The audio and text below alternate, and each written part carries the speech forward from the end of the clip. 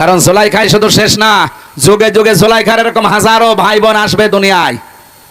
কে বলেন? জুলাইখা যেমন ষড়যন্ত্র করেছিল নবীর বিরুদ্ধে, জুলাইখার বোন যারা আসবে কিয়ামত পর্যন্ত এরাও ষড়যন্ত্র করবে নবীর ওয়ারিসদের বিরুদ্ধে। সেরকম জুলাইখা আমরা একটা পেয়েছিলাম। আলেমদের নামে বদনাম দিয়েছে, আলেমরা নাকি ধর্ষক। আল্লামা সাঈদীর নামে পর্যন্ত ধর্ষণ মামলা দিয়েছে।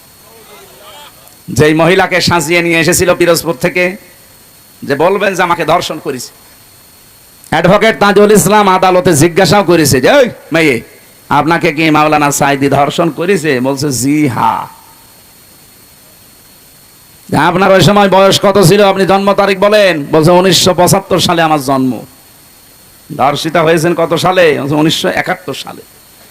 অ্যাডভোকেট তাজুল ইসলাম বলেছিল যে মাননীয় আদালত তাড়াতাড়ি এই পয়েন্টটা লেখেন, এ মহিলার জন্ম 75-এ, ধর্ষিতা হয়েছে 71-এ, ওটা কি রুহের জগতে?